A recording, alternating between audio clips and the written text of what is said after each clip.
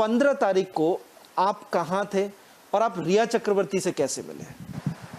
जी नमस्कार आप सभी को। सबसे पहले मैं आपको बधाई दूंगा कि जिस प्रकार से आप और अर्नब जी सब मिलकर इस मुहिम को आगे बढ़ाने का काम किया, हम सबका सपोर्ट भी किया। देखिए 15 तारीख को मैं 11 बजे कुपर हॉस्पिटल पहुंचा था और 11:30 बजे मेरे दोस्त सूरज सिंह जी वहां पे आए थे और मैं वहां पे उसकी अंतिम यात्रा में शामिल होने के लिए गया था।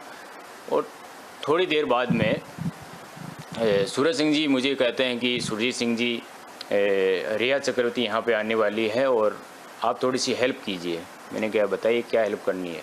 तो उन्होंने मुझे कहा यार वो सुशांत की गर्लफ्रेंड है और वो सुशांत से मतलब उसका अंतिम वो चेहरा देखना चाहती है उसे अंतिम। मैंने कहा ठीक है तो क्या करना। बोला यार एक बार थोड़ा पुलिस वालों को आप बोल दीजिए। तो मैंने कहा ठीक है मैं बात करता हूँ। मैंने वहाँ पे जो मौजूद अधिकारी थे उनसे मैंने बात की। उनको मैंने कहा सर वो रिया चक्रवर्ती आई है और उसको एक बार देखना है। तो ठीक है हमें आपको बताते हैं।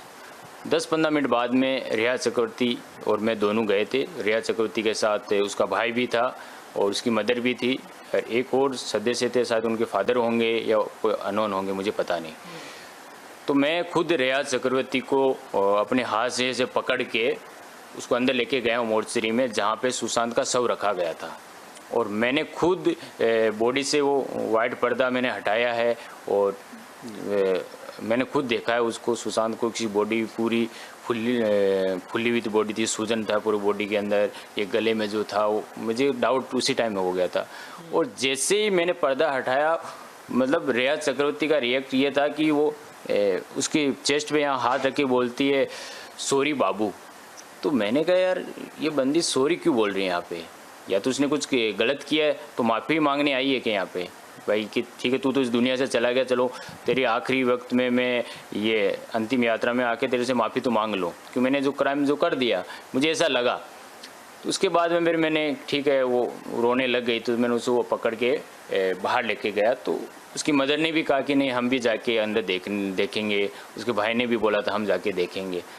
तो फिर वहाँ जो पुलिस का जो गार्ड था उसने मना कर दिया था। बोला सर आपने तो रिया चक्रवर्ती के लिए बोला था तो हम एक को अलाउ कर सकते हैं, वैसे ये कोई उसका फैमिली रिश्तेदार तो कोई है नहीं तो हम इसको अलाउ कर दे, हमें परमिशन भी नहीं होती कि हर कोई अंदर जाके घुस जाए। ये जो पहले वाली एम्बुलेंस की अगर जो बात करें, छोटी वाली एम्बुलेंस में क्या आप किसी को भी पहचानते हो उस एम्बुलेंस में कौन निकला था? क्योंकि आप कह रहे कि एक बॉडी उससे भी निकली। हाँ बिल्कुल सेम मोर्चरी से सेम जगह से दो पहले उसकी निकली थी, वो तो पता नहीं कौन था, उसकी बॉडी निकली थी उसी मोर्चरी में सुशांत की।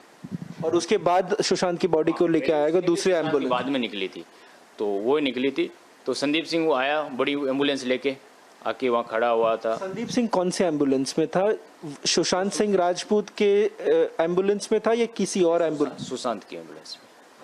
उससे पहले एक छोटी एम्बुलेंस आई, वो खड़ी हो गई। उसके बाद बड़ी एम्बुलेंस आई जिसमें संदीप सिंह खुद लेके आया था बड़ी वाली को। और उसके बाद में एक ऑफिसर भी वहाँ पे आता है। तो जब मैं सामने बैठा था तो ऑफिसर आते तो मैंने ऐसे जेन्युइन नमस्कार किया। मैं नमस्कार सर। बोले नमस्कार जी। हम सब बैठ गए थे, बातचीत कर रहे थे। वो पूरा काम चल रहा था, सब लिखा पढ़ी डॉक्यूमेंट कार्रवाई चल रही थी कि शायद 3 बजे के आसपास का वहाँ पे अंतिम संस्कार होना था उसका। तो चल रहा था। आधा पौन घंटे बाद में संदीप सिंह पता नहीं उससे ऑफिसर को क्या बोल के आता है, या तो करनी सेना का बोला होगा उसने कि भाई करनी सेना के कि वो चोर है। उसने वो को तो मैं तो कहूँगा वो कातिल है। इसके केस का मास्टरमाइंड संदीप सिंह खुद है कि पूरा हैंडल वो कर रहा था। ये आपने बहुत बड़ा दावा कर रहे हो आप। उसने मेरे साथ जो मैंने देखा है वहाँ पे, तो मैं तो कह रहा हूँ कि इस पूरे केस का हैंडल वही कर रहा था। जब मैंने उससे पूछा, मैंने क्या वो नीरज सिंह को यहाँ बुला लो, संदीप सिंह को मैंने खुद कहा। मैंने कहा उनको भाई है नीरज सिंह जी को आने दो एक बार। बोला नहीं हम कर रहे हैं, मैं मेरा दोस्त था ये करा। तो वो मेरे से बदतमीजी से बात भी कर रहा था वो संदीप सिंह खुद। तो एक लड़का था वो मोटा सा था, मुझे नाम तो याद नहीं है। तो संदीप सिंह ने साइन भी नहीं किए थे बॉडी रिसीव के टाइम, और उस बंदे ने साइन करके वो बॉडी रिसीव की। और बीएमसी को भी एक लेटर दिया था उन लोगों ने कि एक बीएमसी को लेटर चाहिए। तो उसके बाद में ऑफिसर को क्या बोलता है संदीप सिंह मुझे पता नहीं। ऑफिसर आधे पौन घंटे बाद मुझे आके कहते हैं कि सर आप यहाँ क्यों आए। मैंने कहा सर आपने 1 घंटा हो गया, आप आते ही तो मुझे तुरंत बोलना चाहिए ना, अब आप मुझे बोल रहे हो आप यहाँ क्यों आए, क्योंकि अब तो अपन पवन हंस में जाने वाले हैं वहाँ पे उसकी अंतिम यात्रा में। मैं तो सूरज सिंह जी ने बोला था कि ये करणी सेना के पदाधिकारी है और सुशांत के आपस में बातचीत हो रखी है पद्माव टाइम के, मैट्रिक टाइम के, और ये मेरे से पहले आए हुए हैं यहाँ पे, तो उसमें क्या प्रॉब्लम है। बोला नहीं नहीं आप यहाँ से चले जाओ। आप अभी भी ये दावा करते हैं कि संदीप सिंह आपके मुताबिक मास्टरमाइंड है, तो आपने इसके बारे में कोई पुलिस से बातचीत की? क्या आपने पुलिस से इसके बारे में इत्तला किया? बिल्कुल, जैसी मेरे साथ ये घटना हुई थी, मैंने जो बैंड्रा के डीसीपी अभिषेक तिरमुके उनको मैंने फ़ोन पे कांटेक्ट करके और मैंने टाइम लिया था उनसे। कौन से दिन की बात करें? ये मैंने उनको 27-28 तारीख को मैंने फ़ोन किया था, ये अपने जून के साथ।